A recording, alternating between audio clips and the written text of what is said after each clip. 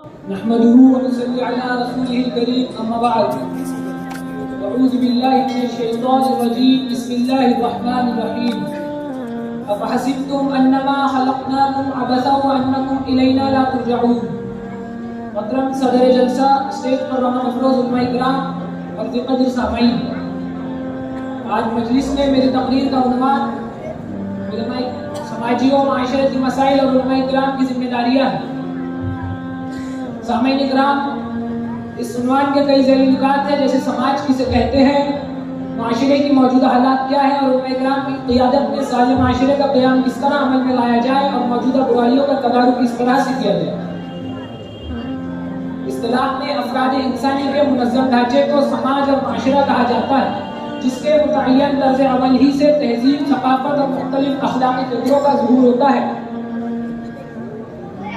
سامعین اکرام، جب کبھی اس سماج کو غیر سماجی بنانے کی کوششیں ہوئی ہیں، اس میں برائیاں پیدا کرنے کی جدوجہد ہوئی ہے، اس کے امن کو غارت کرنے کی کوششیں ہوئی ہیں، تو اس کی اصلاح کی جدوجہد بھی وجود میں آئی ہے، اور تاریخ گواہ ہے کہ اس کی قیادت علماء ہی نے کی، اور الحمدللہ وہ اس کے اندر کامیاب بھی ہوئی. آج سارا عالم اسلام خصوصاً اور ساری دنیا عموماً ایک عجیب کشمکش کا شکار ہے اور عجیب دوراہے پر کھڑی ہے. حالات بڑی تیزی کے ساتھ نیا رنگ اختیار کرتے جا رہے ہیں. صہیونیت اور فرقہ پرست طاقتیں مادی و ظاہری طور پر مضبوط ہوتی جا رہی ہے. مسلمانوں کی ملی، سماجی، ثقافتی شناخت کو مٹانے کی کوششیں کی جا رہی ہے. حقیقت تو یہ ہے کہ صہیونیت ہو یا فرقہ پرست طاقتیں، یہ برابر مسلمانوں سے لڑتے رہیں گے، جھگڑتے رہیں گے، محاذ آرائیاں کرتے رہیں گے. اللہ تعالیٰ قرآن پاک میں ارشاد فرماتا ہے وَلَا يَزَالُونَ يُقَاتِلُونَكُمْ حَتَّىٰ يَرُدُّوكُمْ عَنْ دِينِكُمْ إِنِ اسْتَطَاعُوا. یہ تم سے برابر لڑتے جھگڑتے رہیں گے اور تم سے برابر لڑتے جھگڑتے رہیں گے، اور اگر ان کا بس چلے تو تمہارے دین سے پھیر ہی دیں گے.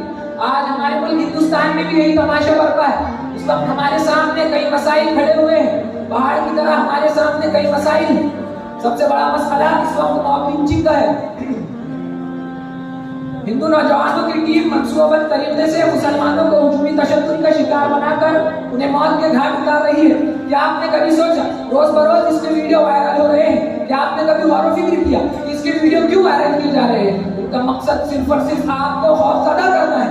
وہ چاہتے تو ایک مسلمان کو ایک بند کمرے کے اندر بھی مار سکتے، لیکن ویڈیو وائرل کر کے ان کا مقصد ہے کہ آپ کو خوفزدہ کیا جائے، آپ کو یہ باور کرایا جائے کہ ہندوتوا کا ساتھ نہیں دو گے تو یہی حال تمہارا ہوگا. اس کے بعد دوسرا مسئلہ ہمارے پاس جو ہے پیش رو مقرر نے پیش کیا کہ ہمارے پاس مسلم لڑکیوں کے ابتداء کا بہت بڑا مسئلہ ہے. اس نے لڑکیاں اسکول میں، کالجز میں، کوچنگ سینٹرز میں RSS کی طلبہ تنظیم ABVP کی منصوبہ بندی کا شکار ہو رہی ہے. وہ انہیں جھوٹی محبتوں کے جال میں پھنسا کر ان کی عفتوں اور عصمتوں کا کھلواڑ کر رہے ہیں. سامعین کرام، یہ رہا ایک مسئلہ. اب اس کے بعد ہمارے معاشرے کے بگاڑ کی بہت بڑی وجہ جو ہمارے سامنے ہے وہ صحیح قیادت کا فقدان ہے. ہمارے پاس صحیح و درمند قائدین موجود ہی نہیں ہے. جو قائدین فی الحال موجود ہے وہ بھی باطل کا اعلی کار بنے ہوئے ہیں. باطل کا اعلی کار بنے ہوئے ہیں. انہوں نے اپنے اصولوں کو اپنے مسندوں کے عوض میں فروخت کر دیا ہے. شاعر کہتا ہے کہ اصول بیچ کر مسند خریدنے والوں، نگاہ اہل وفا میں بہت حقیر ہو تم. وطن کا پاس تمہیں تھا نہ ہو سکے گا کبھی، اپنی حرص کے بندے ہو بے ضمیر ہو. اس کے بعد مسائل کی طرف توجہ ڈالے. تعلیم و تعلم کی کمی مسلم سماج میں بہت بڑا مسئلہ ہمیں نظر آتی ہے. ہمارے نوجوان اعلیٰ تعلیم حاصل نہیں کر رہے. بس 5 سے 10% طلباء اعلیٰ تعلیم حاصل کرتے ہیں، وہ بھی غلط عقائد اور باطل نظریات کے ذریعے الحاد کی طرف قدم بڑھا رہے ہیں.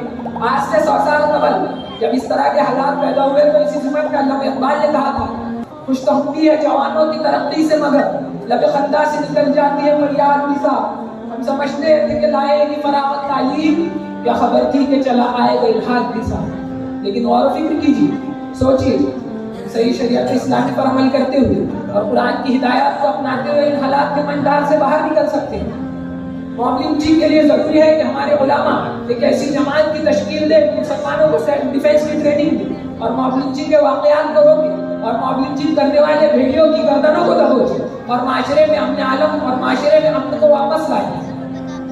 ہم امن چاہتے ہیں مگر ظلم کے خلاف. جب جنگ لازمی ہے تو پھر جنگ ہی صحیح. یہ سر کی جنگ ہے نہ زمینوں کی جنگ ہے. یہ جنگ ہے بقا کے اصولوں کے واسطے. جو خون ہم نے نذر دیا ہے زمین کو وہ خون ہے گلاب کے پھولوں کے واسطے. پھوٹے گی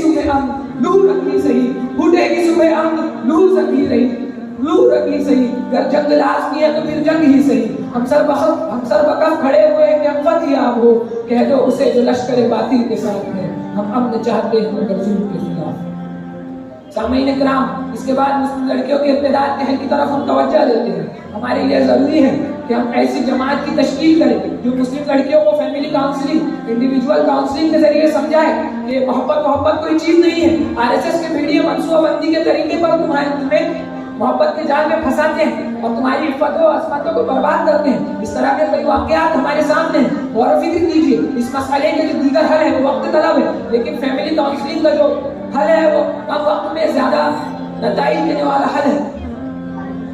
اس کے بعد ہمارے پاس قیادت کا ایک بہت بڑا مسئلہ ہے، جس کے لیے ضروری ہے کہ دردمند اور مخلص علماء آگے آئے اور قیادت کو سنبھالیں اور ایک ایسی جماعت کی تشکیل کریں جو مسلمانوں کو صحیح مقام پر صحیح رہنمائی کرے، چاہے وہ قانونی طور سے ہو، چاہے وہ کسی اور ذریعے سے ہو، چاہے وہ تعلیمی طور پر ہو، مسلمانوں کو صحیح طور پر وہ رہنمائی کرے۔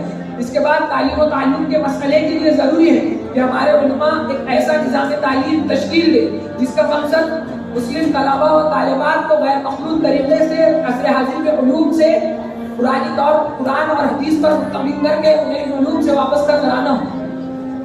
سامعین کرام، دیگر کئی مسائل ہیں، ان کے کئی حل۔ میں امید کرتا ہوں کہ ناچیز کی ان مسائل میں تجاویز کی طرف غور و فکر کیا جائے گا اور حلوں کو تلاش کیا جائے گا۔